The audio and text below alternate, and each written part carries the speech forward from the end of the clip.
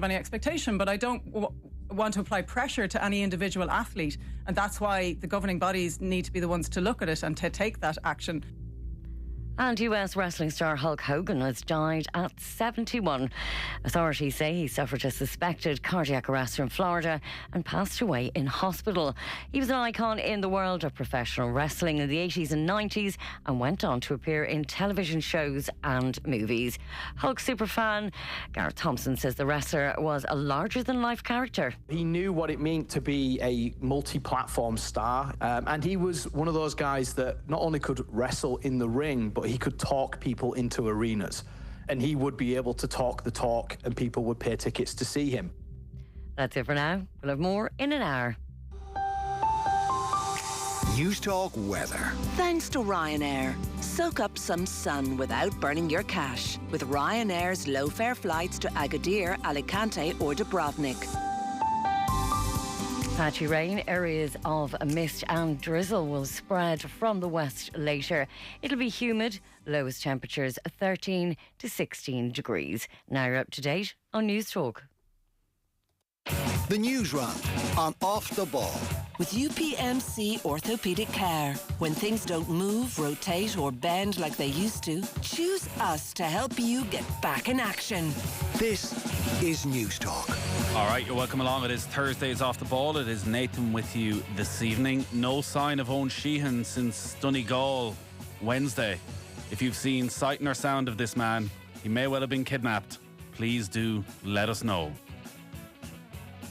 What's our WhatsApp number again? 087 9180 180 if you want to get in touch. Stephen Doyle, how are you? I'm a great form, thank you. Cameron Hill is with us as well. So Owen was in Donegal last night. Spectacular show in Donegal. He's made his way down to Kerry. They're going to be live from Darren O'Sullivan's tomorrow evening on the show. He's going to be talking to the great and good of Kerry tomorrow night. So this evening we're going neutral and we're getting Cullen Boyle in to look ahead to Donegal against Kerry. Neutral as in one of your fellow Mayo men. Yeah. Exactly. Why isn't he on the Newsround? That would have been great. True appreciation. All Mayo. A true appreciation. Go in there and make it about you, Mayo. Yeah. Wow. Totally. You're so bitter, aren't you? That you just never got... You're sort of like the Dubs are like the Scotty Scheffler of it, but we're the Rory McIlroy.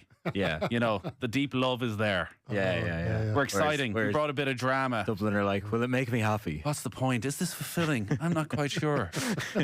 That's sort of what you've been for that decade. Well, listen, at least you can talk about all the disappointing results Mayo had against Kerry and Donegal over the years in your analysis. No, I'm very welcoming when our guests come on. You know, this is not what I'm here to do with Cullen Boyle, one of our finest pundits. If it's a dub, good lad. If it's someone, if talking to a Dubs presenter, it's like, how cute. That's kind of how they treat it. It's almost like, you know, Dublin are the winners at the game of life.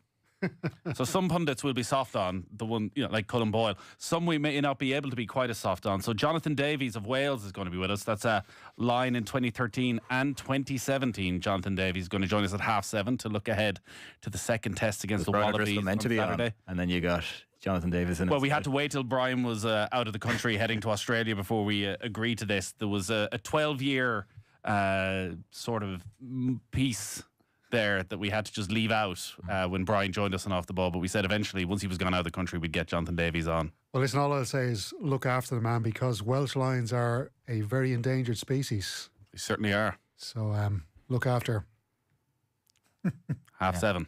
And then 9 o'clock, Jesse Parker-Humphreys is going to look ahead to England against Spain in the Euros final, which I feel with a lot of these games, maybe tune in around 85 minutes is the way to go at the moment, and that's when everything just kicks off because England and Spain has been a fairly wild ride to get to this stage. So that's coming up after 9 o'clock. And also tonight, Steve-O, listen, I'm in on Thursdays in a while. This used to be my baby, and I just turn up with the big guns, the big guests all the time, and let's be honest, it's got a shite.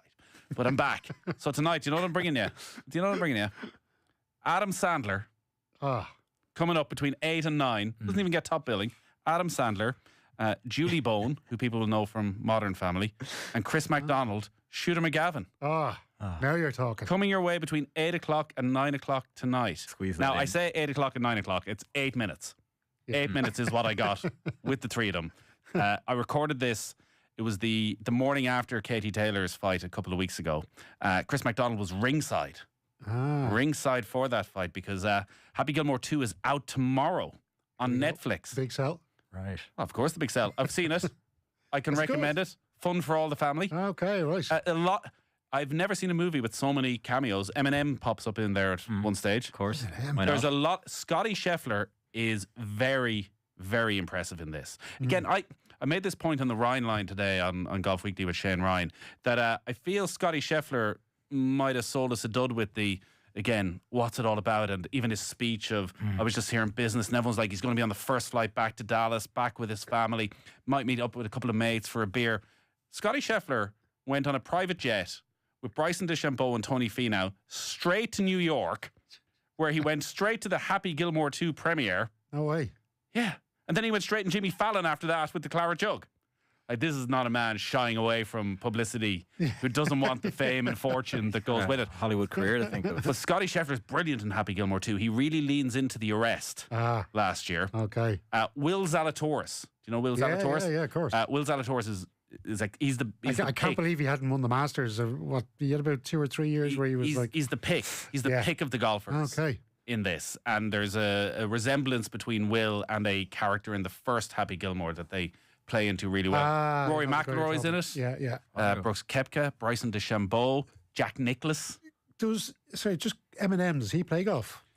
I don't know if he does. Is he a golfer? Because I'm just thinking, like, I'm top of my head, I'm thinking good musicians, stroke golfers. Alice Cooper loves his golf. Iggy Pop, who I saw just about a month ago, another man who loves playing a bit of golf. That's me. I can't think of any after that. You started the list and then you're like, God damn it, I've ran out of this pretty quickly. List that includes Niall Horan. Okay, yeah. Niall Horan runs an agency. Is he? He's no Alice Cooper or Iggy Pop, though, is he? You know. Well, Alice Cooper already has the greatest cameo in movie history in Wayne's World, so it's kind of it'd be very unfair to take two. Anyway, 8 minutes with Adam Sandler, Julie Bowen, and Chris MacDonald coming away, and I will recommend Happy Gilmore 2. It's 30 years since the first Happy Gilmore. You know, you get to that stage, you're like, 1996, 20 years ago. It's like, 30 years ago. Oh my God. Golf has had a remarkable kind of hit rate with sports movies. Like, you've Caddyshack and you've Happy Gilmore. Like, that's pretty impressive. Yeah. Like, I watched, in anticipation of watching the new Brad Pitt F1 film, I watched a film with Sly Stallone called Driven. Have you ever seen Driven? From about 2001, 2002 era. No. Absolutely awful, but brilliant as a kind of bad watch. Yeah. Just Stallone is like this legendary NASCAR kind of IndyCar driver, but they're in F1 cars. I don't really know if the filmmakers have ever seen a F1 race in their lives, but he does this thing where it's like, this is how good he is. And he turns on a dime. So he flips 3/4 on the racetrack and then literally turns on it in the first 10 minutes. And then you have 80 more minutes of this film. Have you not seen Cars 2? They're doing that sort of stuff all the time in Cars 2. Yeah, absolutely. Well, Cars 2 is one of the greatest of its generation. Don't come at my boy. Why does golf work? Is it because it's such a slow and boring sport? Is it? It's kind of rife for parody. Not to dismiss golf at all, but it's why is it acceptable? Why not to dismiss golf at all? No, slow and boring. Why is it acceptable to talk about golf in that way, where you are both employed as sports broadcasters who when they're scrapping around on a Thursday for something to talk about in their bulletin are more than happy to put the golf results in there. Official World Golf Rankings on a Monday, folks. Why do you feel that you have this freedom to talk down about golf in that way? Listen, I love watching it, but generally I'm like sprawled out on the couch and feeling quite lazy because it's such a relaxing sport to watch, easy on the eye. I think that's why it works though in movies because there's a long gap between the action, so therefore you can sort of go to town on the personalities involved, and it does seem to work for comedy in some way. I do question Adam Sandler in this, and it did get, without ruining the entire 8 minutes, there was a moment of seriousness where I said the one guy who's missing from the movie is the one guy who's brought Happy Gilmore to the course, Padraig Harrington. Oh, right. And Adam Sandler, I think this may have been the first he thought of it. It was very, actually, that was, maybe we should have done that. Yeah, apologies about that. Sorry to the entire Irish audience. I think Padraig could have done a really good job. I can imagine it was like a deadpan Liam Neeson style kind of comedy turn. So Happy Gilmore 3 will get Padraig will get you in and we'll get you the big front bucks and centre and bring us to the premiere and all that. Lads, Bob Dylan is an avid golfer, says John Limerick. I didn't know that. I didn't know that. Really? Wow. I don't see it. Snoop Dogg is a big golfer. I think Snoop just likes the clothes. Yeah, that's true. Or Likes an Argyle jumper. he does. Snoop Dogg seems to like everything, so it's very hard. If there's money to golf be is just made, going to Snoop Dogg is there, I think, is the general gist of how it's Yeah. I think Bob Dylan was meant to go out golfing today, but he said, a hard rain's going to fall, so I'm going to leave it. Oh my God. 087 9180 180 if you've got any better puns Get than on Cameron back. has this evening. The news round is with UPMC Sports Surgery Clinic. When things don't move, rotate, or bend like they used to, choose us to help you get back in action. And we're starting with a good night for the League of Ireland clubs so far in Europe. So far, Shamrock Rovers will take a 4-0 lead into the second leg of their Conference League second round clash against St Joseph's next week. Rory Gaffney, Danny Montroyo, John McGovern and Jack Byrne with the goals for Stephen Bradley's side in Gibraltar. At 7:45 then, St Pat's start their second round tie at Richmond Park. They face Callew, who are currently fourth in the Estonian top flight. And Saints defender Jamie Lennon says his side won't underestimate tonight's visitors to Inchicore. It's easy for us in this country to kind of dismiss the Estonian league a little bit because we're not familiar with their players or their teams or how they play or whatever, but we've delved into them a lot this week, and they're a really good side. It's going to be a much more difficult leg than the last one was, so we're going to have to be bang at it tomorrow, especially at home, and try and take a positive result over there. But they do have some good players. They'll ask questions of us. They have good attacking players, so but so do we. We know we have the capabilities to go through, that's for sure. But it's up to us to bring, the right mentality and attitude, bring as much quality as we can to the game, and hopefully the crowd can get behind us and we have a big result at home. We want to take a good result over there and take the game for what it is at face value. We want to win this game tomorrow and then worry about next week. But like I said, we're at home, so we need to make sure we're bang at it because we're up against a difficult team. Not too often an Irish team can go into a second leg of a European game and pretty much rest everybody if they want, but that's the position Shamrock Rovers have put themselves in. Very convincing win in Gibraltar, which you would feel is the way it should go. But remember, Derry City were beaten over there last year by Bruno's Magpies, and it was an almighty shock. Shells only won that tie by the odd goal over the two legs, but you always felt like Joseph's are the good team, and Shelburne probably didn't play. They were in a bad run of form actually at that time of the season when they played against them, and Shamrock Rovers have a better squad ultimately than Shelburne, and not only that, they've added to the squad really well because John McGovern has come in there. He scored on his it wasn't a competitive match. They played against Glenavon, came off the bench, scored within 2 or 3 minutes I think, and he's come off the bench today and scored within a couple of minutes and then set up Jack Byrne for the fourth goal. So this bodes really well, I think, for Shamrock Rovers. They can now, because after the next leg, they play Derry City at home and then they play Galway United away. So they'll be able to, probably a European tie in between there, but they'll be able to rest players now for this second leg. And as you were mentioning there, and it just means then they'll be full strength, you would think, for Derry City away. Well, or at home. The previous occasions that they've gone and qualified, when Irish teams have qualified for the Conference League, they've done it through winning a game in the Europa League qualifier. So then they had that guaranteed fallback. So Shamrock Rovers are trying to do something that they or an Irish team haven't done before and just gone straight through the Conference League qualifiers. And certainly it looks as though the draw is quite favourable. The other thing is they obviously have the confidence and the experience and the nous that they built up last year during the Conference League group stage, but they're playing so much better than they were at this time last year. If you remember the European run last summer, like they were really struggling in the league. The width of a goalpost. There was an inconsistency in their team selection, didn't seem to figure it out, but it felt as though Stephen Bradley learned a lot during that European campaign. A lot of they go with a very athletic side. Quite often you don't see Jack Byrne and Graham Burke starting the European games anymore. He goes for the physicality, he goes for the guys who can get around the pitch, and you'd have to think they've given themselves a great chance of qualifying for the Conference League as well, as Shelburne have, even though next week is going to be difficult in Qarabag. The tie they're facing after that is going to be either the Croatian champions or Ludogorets, and that's going to be an incredibly difficult task. But a favourable draw in the Conference League, and we could conceivably have 2 Irish teams in the Conference League this season. You can't get a harder draw in the Conference League than Patso for the next round. Like, the prize for winning over the 2 legs against Kalju is either Besiktas or Shakhtar Donetsk. Yeah, it's Besiktas who That's the signed sort of thing Emerson that excites Royale. Stephen Kenny. Well, yeah, and look, European ties, you just never know, although they will be definitely underdogs going into those matches. I just think, though, as well, especially after Karabakh last night against Shelbourne, isn't it just nice because it's rare that an Irish club goes out into a second round qualifier in Europe and hammers a team 4-0 away from home. Like, it never happens. Now, whatever about the gap in standard between them, I just think for Irish football in general, it's great to see an Irish club performing like that, especially after what happened at Tulka Park last night. And again, a gap in standard between Karabakh and Shelbourne. But fair play to Shamrock Rovers. Yeah, they've got off to a flyer there, and you really cannot see them doing anything other than qualifying for that group stage. A lot going on in the transfer market in England at the moment. Yeah, and Alexander Isak has told Newcastle he wants to explore his options during the summer transfer window. The striker has been left out of their pre-season tour of Singapore, with the club saying he has a minor thigh injury. He's been the subject of transfer speculation after scoring 23 top-flight goals in the previous campaign.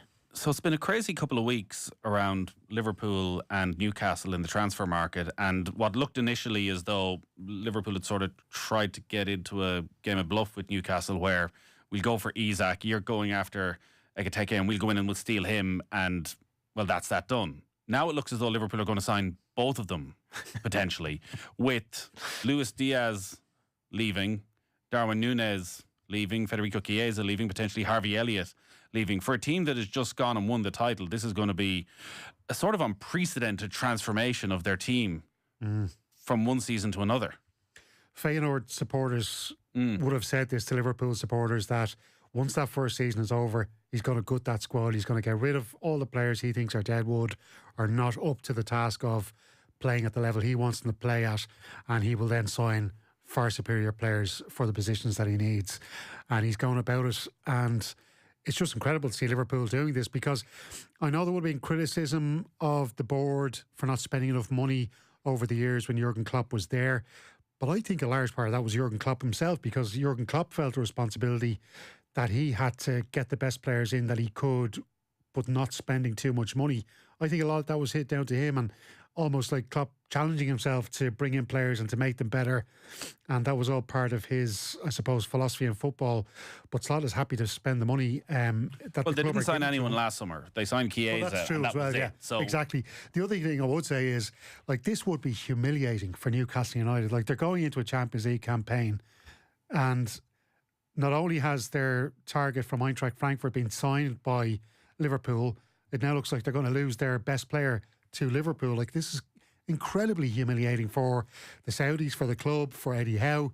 And it was Craig Hope, a journalist we know quite well, who had this story in the Daily Mail today, and he was saying that Newcastle were convinced they were going to strike a deal with Isak at the end of last season for a new contract. He still has 3 years left to run his deal, but it looks like now he's going to be on the way out, but they will have to break the British transfer record.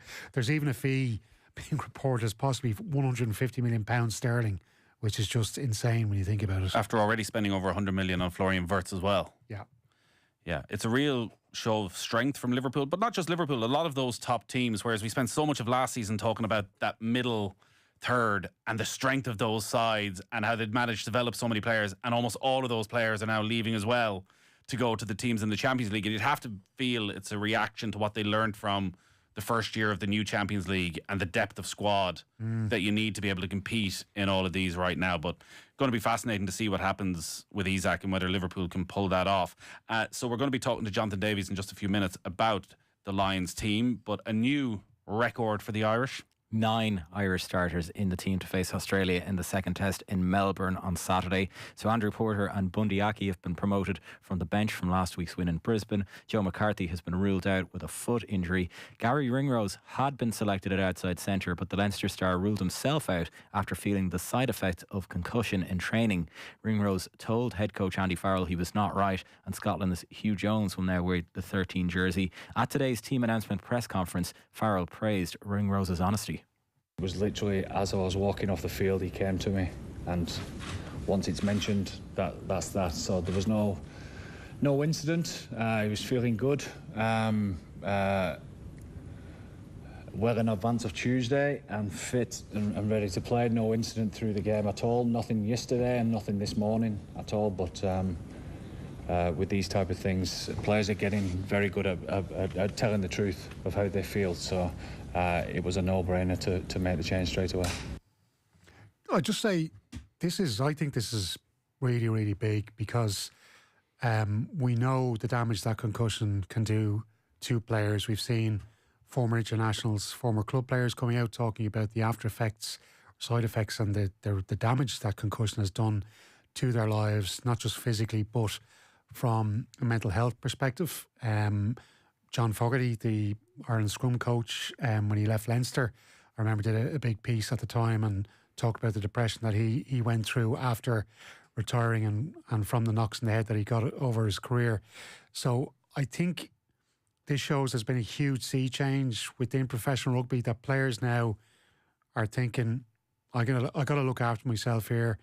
Gary Ringrose, I'm sure, is absolutely dying to get that Lions cap this weekend. But the fact that he has sacrificed himself, and not just for himself, but for the team as well, I suppose. But I think most importantly, it is for himself. And I think it sends out, because Ringrose is obviously a hero of so many young players in this country and beyond. And I think this sends out a really good message to all of those young men. Particularly when you think of like 3 years ago, the advance that's happened in terms of how we're dealing with this. Like, do you remember Nick White played against Ireland for Australia back in 2022 and was left on the pitch and was very much like, this guy has to be taken off and given a HIA, and it led to a global discussion on, are we actually taking this seriously? Because this and how rugby deals with it, if they deal with it in the wrong way, it's potentially like catastrophic for the sport and its future. So when you see Gary Ringrose himself putting his hand up and getting rightly praised for doing that and saying, I'm not well, I need to look after myself here and look after the good of the team, etc., but my own health too, that's a huge positive step. Yeah. Well, it's not possible for the current players to be blind to what the previous generation are suffering through at the moment, and they're reading about it and they're hearing it and they're seeing it.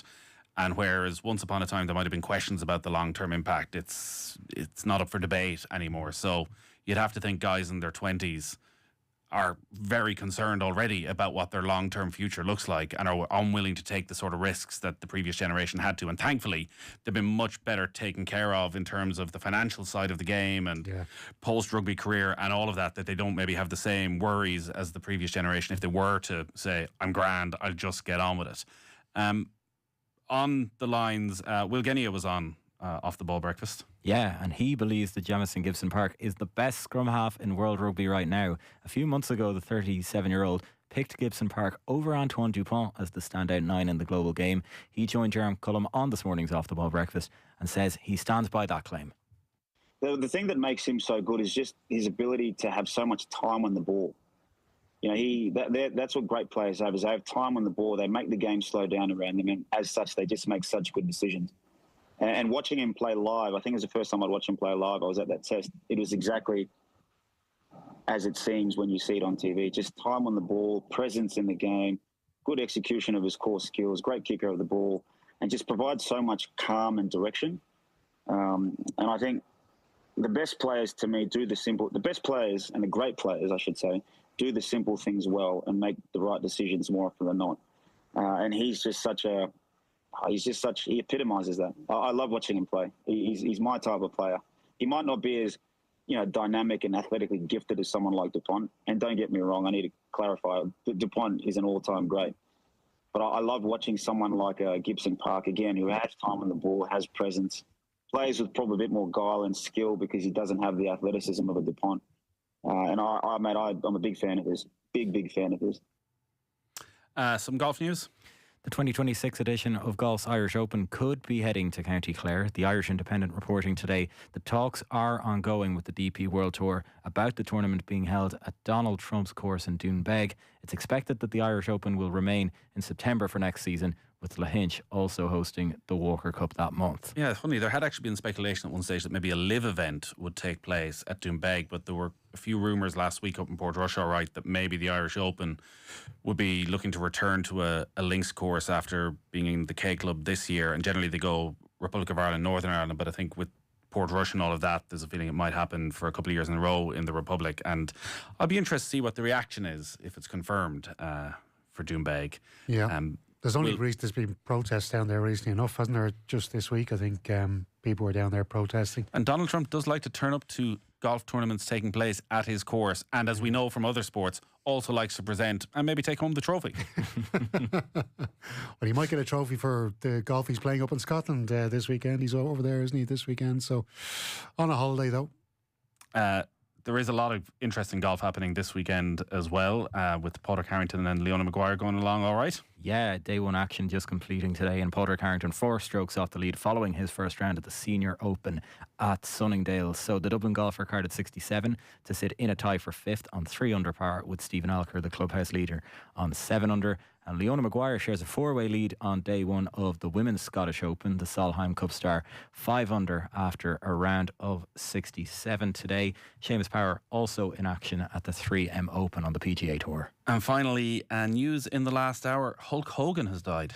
Yes, he has died at the age of 71. Authorities say he suffered a suspected cardiac arrest in Florida and passed away in hospital. He was an icon in the world of professional wrestling in the 80s and 90s and went on to appear in TV shows and movies. Yeah, I'm sure we'll talk about this next week when we've a little bit more time, because to say Hulk Hogan had a complicated life would be putting it mildly. Somebody who probably we all looked at with sort of childhood wonder when we were growing up, and his headlines at WrestleMania to maybe the reality of the situation in recent years, which was, it's fair to say, pretty grim. Steve-O, thanks for coming in. Thanks, Nathan. Cameron, thank you as ever. It is time for the Cash Machine. News Talk's Summer Cash Machine. So over €250,000 will be given away on the Cash Machine this Friday. We'll have a guaranteed winner, and the number you need to know is €254,000. There's 2 ways you can enter. You can visit newstalk.com/cash machine, where you can enter online, or text play to 57557. That's 57557. Get your entry in by 3 o'clock on Friday. Then across the Go Loud network stations, someone gets that call. If your phone rings, answer within 5 rings. Give us the exact amount in euro and cent. You win all the cash. Remember, it is €254,000. Over 18s only. Text costs $2.50 plus your standard message rate. You can check out the terms and conditions on newstalk.com. The Newsround on Off the Ball.